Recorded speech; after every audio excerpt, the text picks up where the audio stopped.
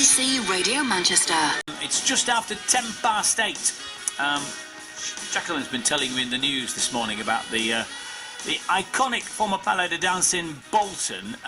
We told you, I think it was about 5 months ago, we were told the site could be sold off. It was going to be somewhere in the region of nearly £500,000. But now we learn a petition has been signed by more than 3,000 people. They want to stop the demolition of the 1920s landmark. And the dance hall has been in the spotlight recently because, of course, it was the venue for the BBC documentary You Make Me Feel Like Dancing. 2 months ago, Jack arrived in Bolton to kickstart a social dance revival to live up to the 1950s heyday.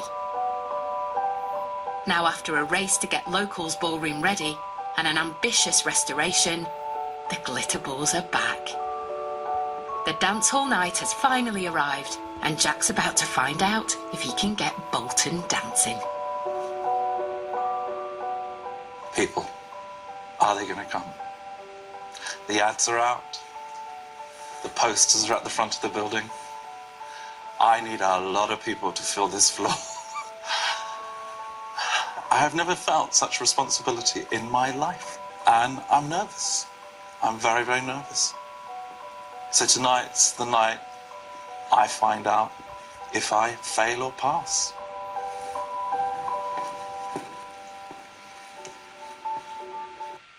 So, well, did he fail or pass? If you didn't see the documentary, I tell you a lady you'll know, Maggie Gallagher from Bolton, who's with us, and she set up the petition and is a passionate fan of the Palais. Did he succeed in his efforts? Absolutely. Did loads of people turn out? Yeah, I know he did. Yes, but for those that didn't see it, lots came.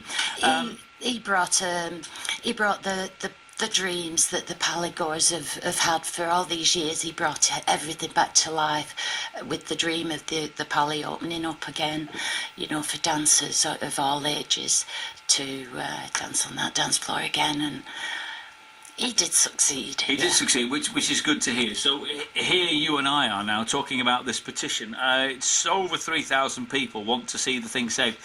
What is threatened with Maggie? They want to knock it down. They want to demolish it. Not redevelop it or change something. They want to knock it down. And for those that don't know, it's quite an architectural, underneath the kind of red exterior that went on relatively recently. It's quite a lovely old building under there, isn't it? It's fabulous. So why are you so passionate about it? What is it? I mean, lots of people are keen, but why are you here and telling me about it and so keen? Well, the dance schools in Bolton, like Sandhams for one, are full of dancers trying to learn to dance, and there is nowhere in Bolton where the potential for the Palais space is needed, is vital for those dancers and for live acts and performing arts.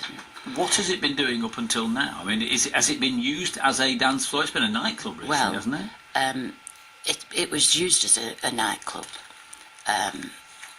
But I don't think that was very successful, was it? We need the dance room, the ballroom back, you know, and the space opening up again as a dance hall. Is it? I mean, famously in Manchester, the Ritz has a sprung dance floor and stuff, and people like that because it's a traditional old, you know, as opposed to a nightclub floor, which is sometimes concrete. Is it like that? Has it got a special bouncy dance floor and stuff? It's one of those, is it?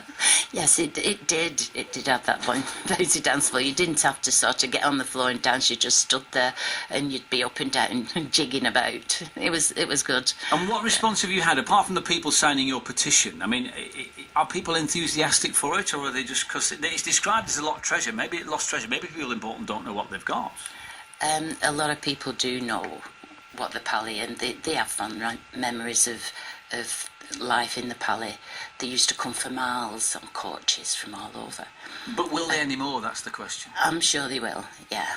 It can be, the potential is phenomenal, really. What the Palais space can be used for. Well, and he's sitting on a gold mine.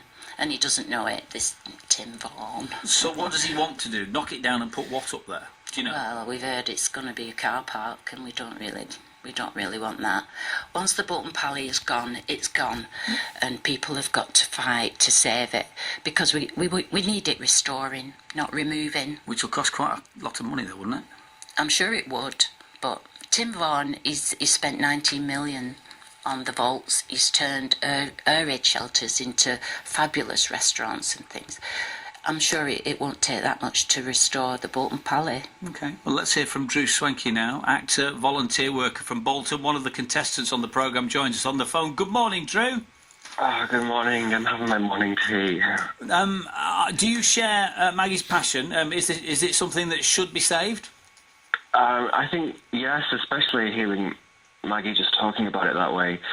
I think that it would be horrible for it to become a car park, you know. And although I don't know if necessarily people would go for that old-fashioned specific kind of dancing, I think that it would be a great place for gigs and, you know, dance schools and all that kind of thing.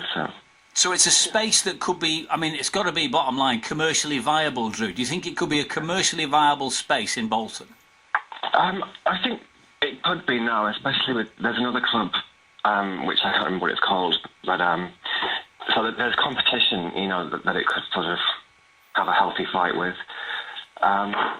So yeah, I think that it could be, yeah. Because I've heard you talking in the news with Jacqueline this morning about it needing to move with the times. I mean, do you think it might be developed in a different way rather than as a dance area, but just saved as a building?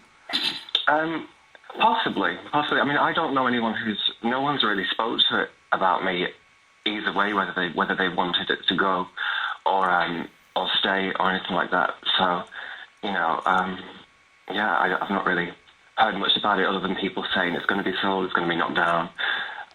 You know, but everyone seemed to be quite, what's the word, nonchalant about it.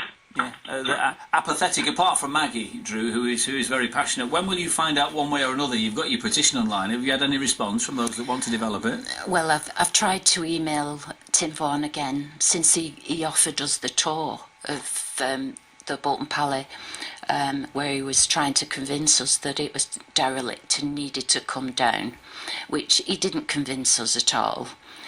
He said it was rat infested, which it isn't. There was no rat traps, there was no rat drop-ins or anything like that. Okay. And health and safety wouldn't have let the BBC in there, would they? Well, if the building was unsafe. Not if it was unsafe, no. But but for the purposes of a documentary, I mean, he's not here to defend himself about the allegations he made about the potential infestation. And he's not here to say yes or no. You make one allegation, I will argue that he may have a point. We don't know one way or another. But good luck with your campaign. Thank you for coming in. Thank you, Drew, for your time this morning as well. If you're interested in it, I'm sure a quick search online will reveal where you might want to sign the petition. Should you be so inclined. My thanks to Maggie. And my thanks to Drew as well. BBC Radio Manchester.